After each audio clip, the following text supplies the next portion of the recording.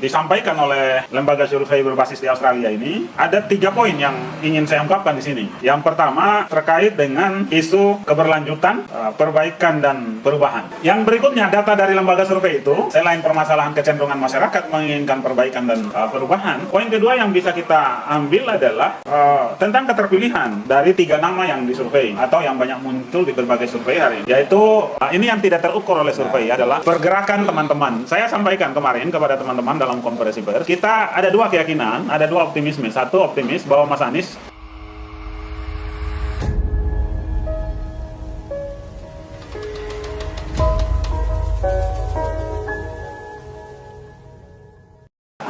Bang Ramasa, Mbak Hana, ya. Hari ini kita membaca berita ya.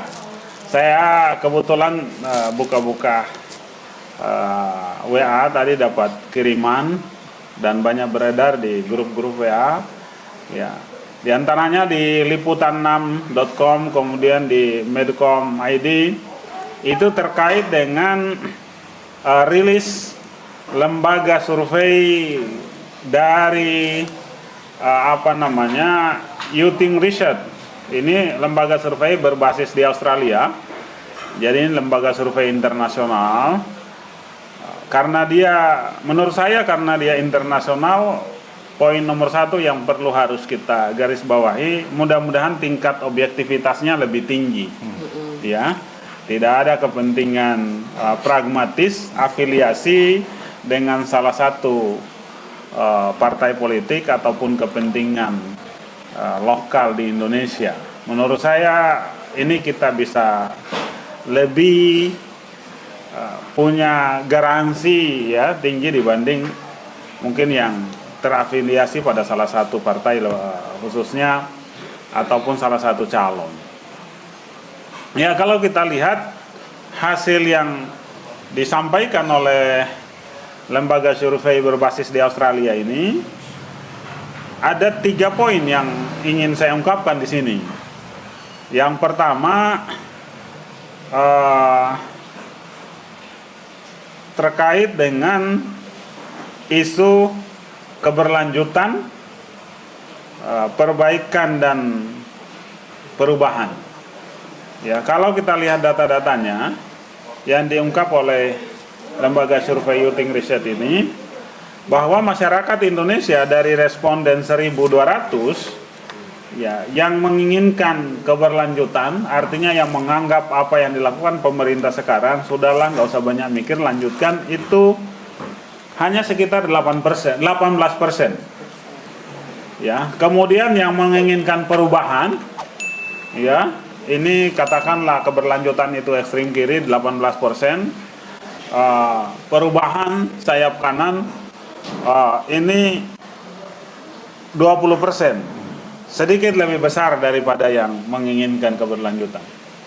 Berikutnya adalah yang menginginkan apa yang sudah dilakukan oleh Pak Jokowi sekarang, yang baik diteruskan, ya, yang kurang baik diperbaiki. Itu sekitar 62%. Jadi dalam terminologi Mas Anies, ya, yang selalu beliau bahasakan continuity and change, ya, lanjutkan dan perbaiki, sehingga nama koalisinya Koalisi Perubahan dan Perbaikan, ini kisaran 82%. Ya, jadi pemilihan nama, visi, lalu kemudian apa yang menjadi cita-cita Mas Anies ini banyak didukung oleh masyarakat Indonesia, yaitu apa yang sudah baik sekarang, ya, dilanjutkan, yang masih kurang diperbaiki, mana yang harus dihentikan, mana yang harus sedikit dimodifikasi, ya, ini termasuk yang diinginkan oleh masyarakat. Anies Rashid Baswedan termasuk orang yang berbasis itu. Kita lihat misalkan di Jakarta, saya beberapa kali menyampaikan bahwa real the next Jokowi itu adalah Anies Rashid Baswedan. Yang lain itu tidak punya rekam jejak sebagai penerus Jokowi. Anies ini melanjutkan kebijakan-kebijakan Pak Jokowi yang bagus, di Jakarta, contoh KJP ya sama Mas Anies diperbaiki, ditingkatkan menjadi KJP plus, KJS demikian ya.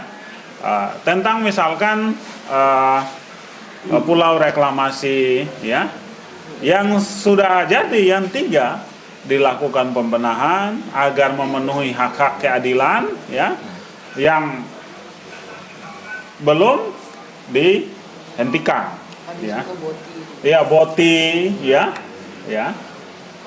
dan banyak ya yang memang baik diteruskan oleh Mas Anies, tapi tidak sedikit juga yang kurang baik juga ada yang dibenahi. Contoh misalkan yang dihentikan apa? Yang penutupan contoh kayak penutupan Alexis ya. Oke. Ya.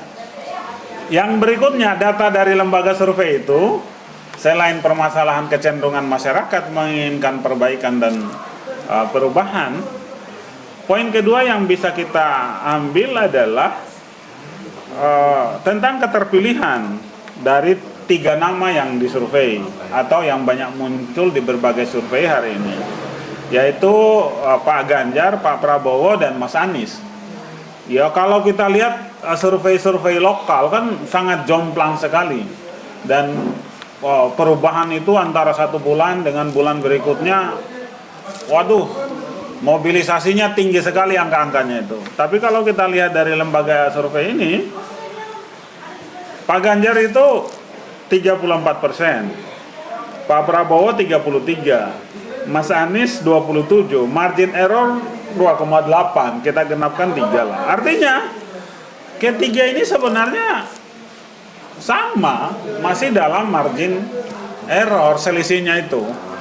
Ya, sehingga ini bagi kita relawan Mas Anies harus dijadikan sebagai cambuk untuk bekerja terus-menerus ya. Survei ini kan bukan gambaran 14 Februari 2024, tapi ini adalah hanya potret di saat lembaga survei ini melaksanakan penelitian, yaitu di tanggal 12 sampai 17 Juni ya. Jadi ini memberikan semacam semangat bagi kita, teman-teman para relawan, untuk terus giat bekerja mensosialisasikan Mas Anies dari rumah ke rumah, dari kampung ke kampung. Jadi poinnya yang pertama tadi, ini bahwa lembaga yang melaksanakan lembaga luar yang menurut saya karena dia tidak punya kepentingan netral, ya lebih netral lah menurut kita, dan sehingga turunannya bisa lebih objektif.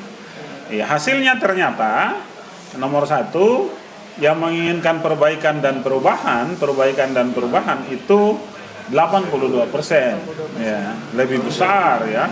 Yang berikutnya selisih ketiga kandidat yang hari ini muncul itu perbedaannya tidak terlalu signifikan, sangat berbeda dengan yang banyak digambarkan oleh survei-survei lokal saat ini. Ya, mana yang objektif dan mana yang subjektif biarlah masyarakat atau publik bisa menilai. Kejujuran para pemilik lembaga survei lah yang kita minta kan gitu. Poin berikutnya yang bisa kita baca dari survei ini juga adalah dukungan partai. Ini menarik ya. Ternyata partai yang banyak dipilih oleh masyarakat itu memang nomor 1 PDIP, nomor 2 Gerindra, nomor 3 Golkar, nomor 4 Nasdem. Nah ini menarik, kalau koalisi partai-partai itu kemudian ke dalam koalisi Ganjar, itu artinya apapun nama partainya sama aja dengan membesarkan suara PDIP. Ya, kalau koalisi partai-partai itu kemudian ke dalam koalisinya Prabowo, ya, sebenarnya bagi partai adalah berkontribusi untuk membesarkan suara Gerindra, bukan untuk suara partai itu. Ya, jadi yang terbaik adalah masuk ke dalam koalisi Anies, karena Anies bukan salah satu kader partai, sehingga kompetisi pembagian suara itu, ya Golkar kalau gabung di Anies punya potensi untuk menjadi partai besar. Nasdem gabung di Anies punya potensi untuk menjadi partai besar. Demokrat pun demikian, PKS pun demikian. Ini sebenarnya adalah angin bagus buat Golkar ya, buat Golkar, buat Nasdem, buat PKB ya. Apalagi yang sudah ada di dalam koalisinya Mas Anies misalkan, ini bagus sekali. Itu data-data yang hari ini kita bisa baca. Teman-teman bisa coba buka mungkin beritanya ya, ada di liputan6.com ya. Nanti juga mungkin kita perlu naikkan tulisan terkait ini ya. Gitu, barangkali ada info-info lain dari Mbak Hana, dari Bang Ramasa. Iya, sedikit melihat berbagai hasil survei ya. Ya saya pikir tidak terlalu risau, kita paham lah ya. Di survei ini kan tergantung. Segala tergantung. Siap. Kita flashback ke Pilkada DKI ya. Kita flashback ketika Pak Anies Pilkada DKI Jakarta. Dari survei beliau selalu dalam posisi urutan terjauh.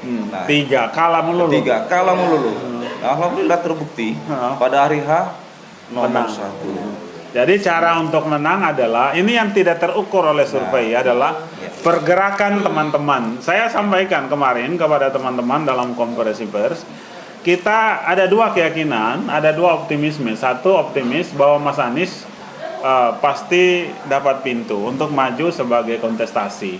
Yang kedua, ada optimisme yang sangat besar juga. Begitu Anies maju, insya Allah kemenangan itu akan kita bisa peroleh, akan kita raih pada Pilpres 14 Februari 2024. Kedua optimisme ini, baik optimisme untuk maju maupun optimisme untuk menang, apa dasarnya? Satu, kita bisa lihat bagaimana bermunculannya relawan-relawan masyarakat, relawan-relawan Mas Anies di masyarakat, di gugus terdepan, di kampung, di desa. Ini kita sangat nyata. Hari ini total simpul relawan Mas Anies itu sudah menyentuh angka 700-an. Iya. Berikutnya yang perlu kita catat juga adalah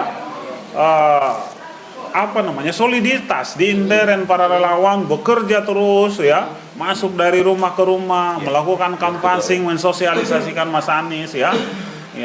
Sehingga kita bisa lihat hari ini hampir sudah muncul 9.000-an ya, hampir 9.000-an lebih pos-pos relawan Mas Anies ya. Dan kemudian bermunculan rumah-rumah Anies, bermunculan kampung-kampung Anies. Orang dengan sukarela menyatakan rumahnya sebagai rumah Anies, orang dengan sukarela menyatakan lingkungannya sebagai kampung Anies. Ini kan tidak terukur di lembaga survei, dan menurut saya ini akan meningkat terus secara eksponensial, sehingga pada momentumnya ya kira-kira di bulan 10, 11, 12 itu akan melejit survei ataupun kecintaan masyarakat terhadap Mas Anies karena informasi sudah tersampaikan. Begitu harapan kita ya Pak ya. Ya Bang ya. Itu saja dulu diskusi atau obrolan-obrolan santai pendukung Mas Anies dari bilangan Jakarta Selatan, anak Jaksel ini ya.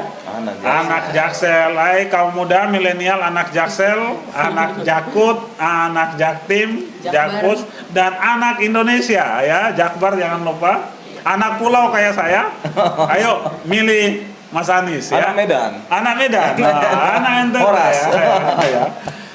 Seluruh Indonesia dari manapun kita, ayo sama-sama kita bawa ide, sama-sama kita titip harapan ya, titipnya kepada orang yang tepat, yaitu Anies Rashid Baswedan, untuk Indonesia lebih maju, lebih sejahtera, dan yang terpenting berkeadilan dari Sabang sampai Merauke, dari Miangas sampai Pulau Rote ya. Semangat untuk semua teman-teman semua. Assalamualaikum warahmatullahi wabarakatuh. Waalaikumsalam warahmatullahi wabarakatuh. Jangan lupa follow ya semua akun kami ya. Kami hari ini bersama dengan Langkah Anies ya, yang saya pakai ini Langkah Anies, kemudian dari Fafifa TV ya, dan dari Suara Perubahan cari channelnya di YouTube ya, follow, subscribe ya, komen dan share, bagikan kepada semua teman-teman.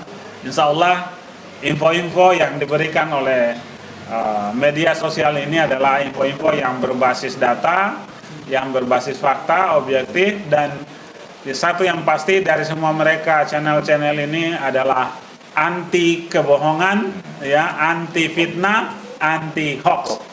Terima kasih, jangan lupa follow. Oke.